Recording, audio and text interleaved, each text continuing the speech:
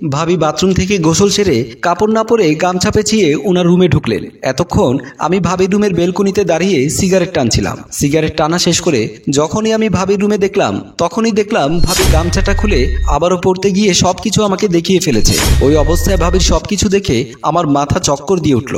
আমি সেন্সলেস হয়ে গেলাম, ফ্লোরে লুটিয়ে পড়লাম। ভাবি এখন কি করবে কুল কিনারা খুঁজে পাচ্ছে না।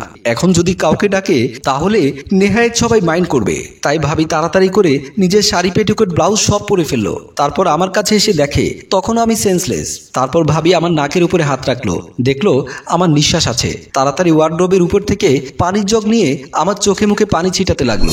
কিছুক্ষণ পর আমি জ্ঞান ফিরে পেলাম। জ্ঞান ফিরে আবার ভাবির মুখের দিকে তাকাতে গিয়ে আমি আবারও সেন্সলেস হয়ে গেলাম। ভাবি বলল, এ কি হলো তনু, আমাকে দেখে বারবার সেন্সলেস হয়ে যাচ্ছ কেন? আবারও নাকি মুখে পানি ছিটাতে লাগলো। একটু পরে আমার হুঁশ ফিরে এলো। ভাবি আমার হাত চেপে ধরে বলল, ভাই আর সেন্সলেস হয়েও না, আগে বলো তুমি আমাকে দেখে কেন বারবার মুচ্ছা যাচ্ছ?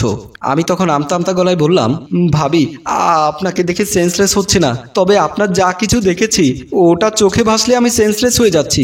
বলেই ওখানে আর এক মুহূর্ত না দাঁড়িয়ে আমি রুম থেকে বের হতে লাগলাম। দরজার সামনে আসতে সামনে পড়লো আমার খালাতো বোন। যদি আরো ক্লিয়ার করে বলি, যার টানে আমি এই বাসায় এসেছি, আমার প্রেমিকা রিমা। রিমা তখন ভাবির রুমের দিকে যাচ্ছিল।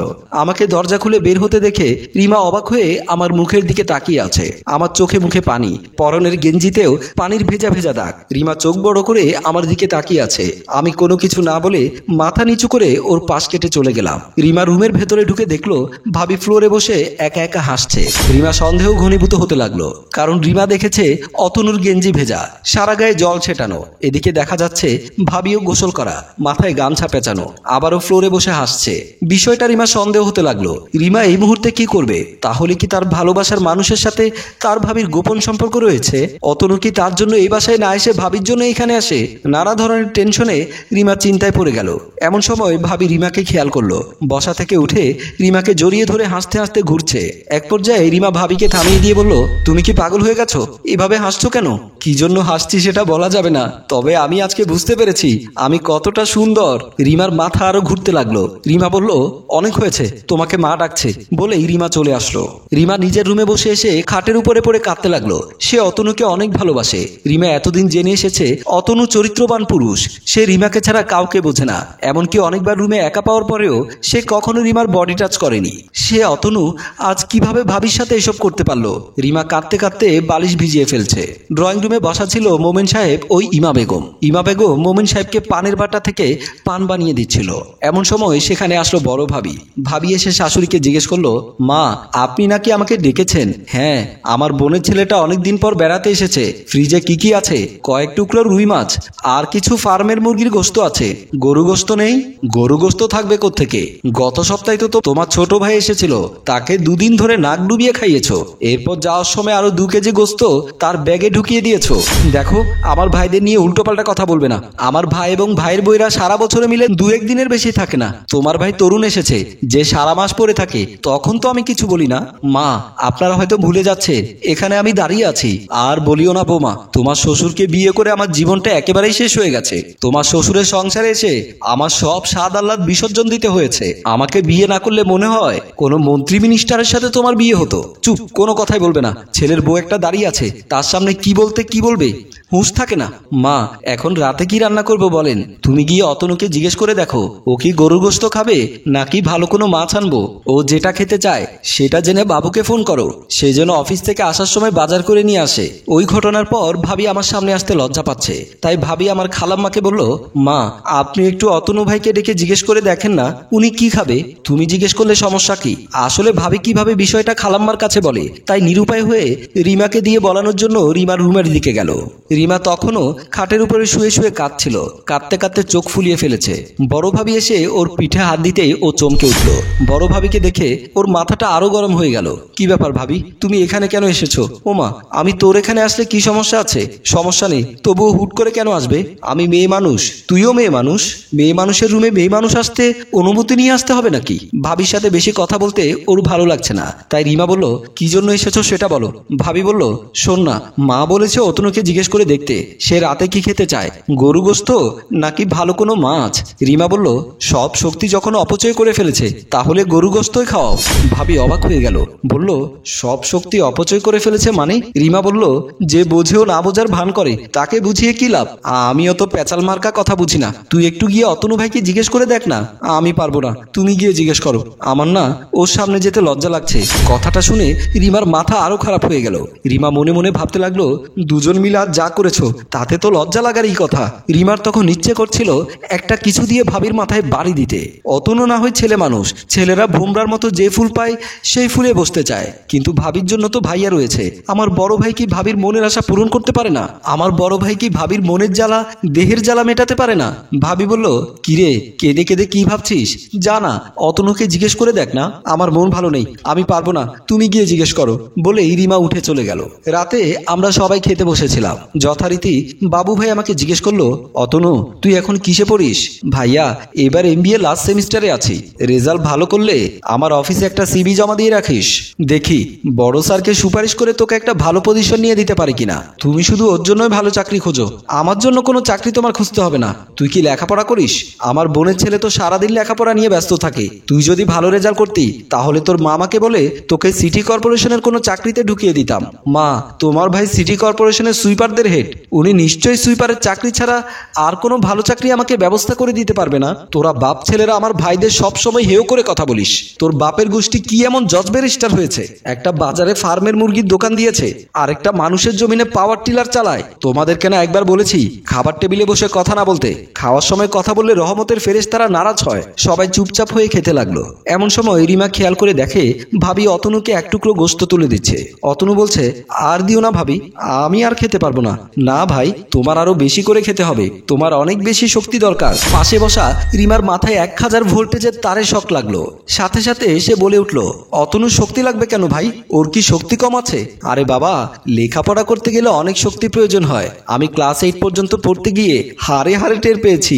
বৌমা, তুমি অতনুকে আরো দাও। এরা বাপ ছেলে মেয়ে কেউই আমার বাপের বাড়ির লোকের খাবার পছন্দ করে না। তোমাদেরকে খাওয়ার সময় চুপ থাকতে বলেছিলাম। খালাব্বার ধমক খেয়ে সবাই যে যার মতো চুপচাপ খেতে লাগলো। আর রিমা আমার দিকে একবার আর ভাবির দিকে একবার তাকিয়ে প্লেটে জল ঢেলে দিয়ে উঠে চলে গেল। খাওয়া দাওয়া করার পর আমি ছাদে দাঁড়িয়ে ধূমপান করছিলাম, কারণ আমার খালাদের ঘরে কেউ ধূমপান করে না, সেটা আমি আগেই বলেছি।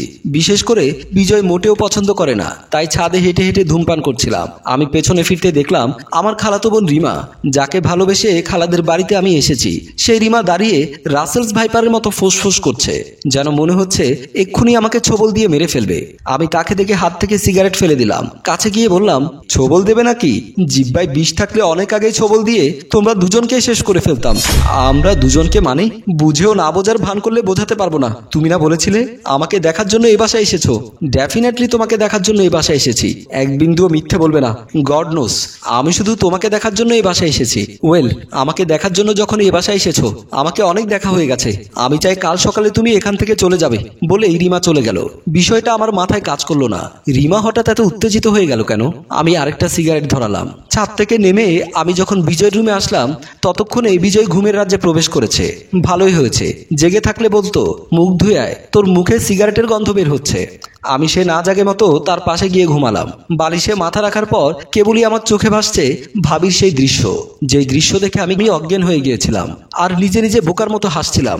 ভাবিকে নিয়ে ভাবতে ভাবতে কখন যে আমার ঘুম চলে আসলো নিজেই টের পেলাম না। ঘুমের মধ্যে আমি স্বপ্নে দেখি ভাবি খাটের উপরে শুয়ে আছে। ঘুমানোর কারণে তার গায়ের পোশাকের ঠিক ঠিকানা নেই। ভাবিকে দেখতে খুব অ্যাট্রাকটিভ লাগছিল। এমন অবস্থায় যদি কোনো পুরুষ ভাবিকে দেখে সে নিজেকে কিছুতেই কন্ট্রোল করতে পারবে না। এমনকি সানি লিওনের ক্যামেরাম্যান হলেও সে ক্যামেরা ফেলে ভাবির উপরে ঝাঁপিয়ে পড়বে। আমি এদিক ওদিক তাকিয়ে আস্তে আস্তে ভাবির খাটের উপরে উঠতে লাগলাম, কিন্তু কেন জানি মনে হচ্ছিল কে যেন সুপার গ্লু দিয়ে আমার পা আটকে রেখেছে। আমি অনেক চেষ্টা করলাম খাটের উপর উঠে ভাবিকে জড়িয়ে ধরতে, কিন্তু কিছুতেই পা তুলতে পারছিলাম না। আমি পেছনে ফিরে পায়ের দিকে তাকাতে গিয়ে দেখলাম রিমা আমার পা চেপে শক্ত করে ধরে আছে। আমি রিমাকে দেখে বললাম, বিশ্বাস করো আমি কোনো খারাপ উদ্দেশ্য নিয়ে এখানে আসিনি, আমাকে তুমি মাফ করে দাও। বলেই রিমার পা চেপে ধরলাম। রিমা বলল, ছাড়ো ছাড়ো। আমি কিছুতেই ছাড়ছি না। এক পর্যায়ে রিমা আমাকে পা সরিয়ে ধাক্কা দিয়ে ফেলে দিল। আমি খাট থেকে পড়ে গেলাম। সাথে সাথেই আমার ঘুম ভেঙে গেল। বিজয় আমাকে বলল, কি হয়েছে, তুই ঘুমের ঘরে আমার পা চেপে ধরলি কেন? আমি ভেবাচাকা খেয়ে গেলাম। বিজয়কে বিষয়টা কিভাবে বলি? বললাম, আরে ওসব কিছু না, নিশ্চয়ই ঘুমের মধ্যে কোনো আজে বাজে স্বপ্ন দেখেছিস। আমি মনে মনে ভয় পেয়ে গেলাম। বিজয় কি বুঝতে পেরেছে আমি যে ভাবিকে নিয়ে বাজে স্বপ্ন দেখছি? কি হলো রে, কথা বলছিস না কেন?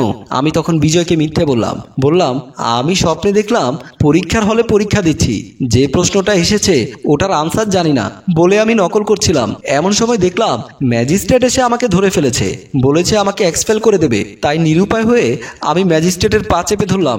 সেই ম্যাজিস্ট্রেট কি আমি ছিলাম? তুই ম্যাজিস্ট্রেট না। যদি ম্যাজিস্ট্রেটের গাড়ির ড্রাইভারও হতে পারতি তাহলে আমি গর্ব করে বলতে পারতাম আমার খালাতো ভাই ম্যাজিস্ট্রেটের গাড়ির ড্রাইভার। অনেক রাত হয়েছে, এবার ঘুমা, আর সাবধান, আমার থেকে 2 হাত দূরে থাকবি। আমি তখন আর কি করব, সুবোধ বালকের মতো খাটে উঠে তার পাশে শুয়ে গেলাম। পরের দিন সকালবেলা আমি আমাদের বাড়িতে চলে যাওয়ার জন্য বের হচ্ছিলাম। ড্রয়িং রুমে আসতেই দেখলাম বাবু ভাই অফিসে যাওয়ার জন্য বের হচ্ছিল। ভাবি বাবু ভাইয়ের ব্যাগটা নিয়ে পাশে দাঁড়িয়েছিল।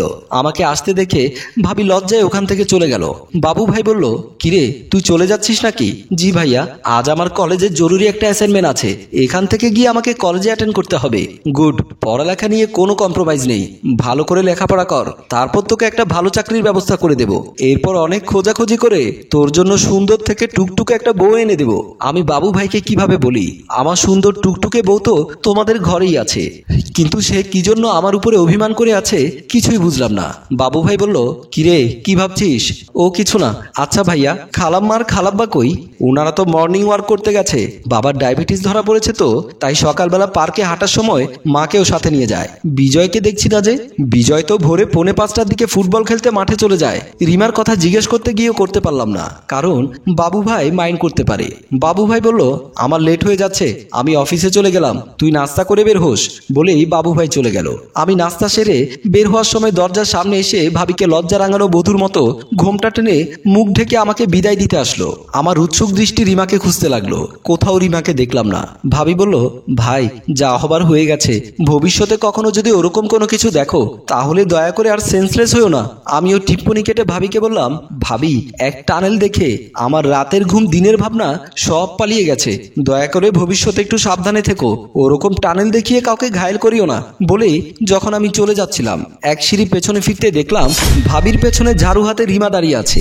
বন্ধুরা, প্রথম পর্বের ব্যাপক সাফল্যের পর আপনারা দ্বিতীয় পর্ব দেখতে চেয়েছেন, তাই আপনাদের চাওয়াকে সম্মান জানিয়ে আমরা দ্বিতীয় পর্ব নিয়ে আজকে হাজির হলাম। আপনারা যদি এই গল্পের তৃতীয় পর্ব দেখতে চান তাহলে দয়া করে কমেন্ট বক্সে লিখে জানান। আমরা আবারও আপনাদের চাওয়া পাওয়াকে সম্মান জানিয়ে তৃতীয় পর্ব নিয়ে আগামী পরশু ঠিক এই টাইমে এই পেজে হাজির হব এবং আপনার মূল্যবান কমেন্টগুলো আগামীকাল ঠিক দুপুর 2টার লাইভে এসে পড়ে শোনাবো।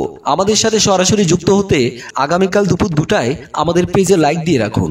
ভালো থাকবেন, সুস্থ থাকবেন, ধন্যবাদ।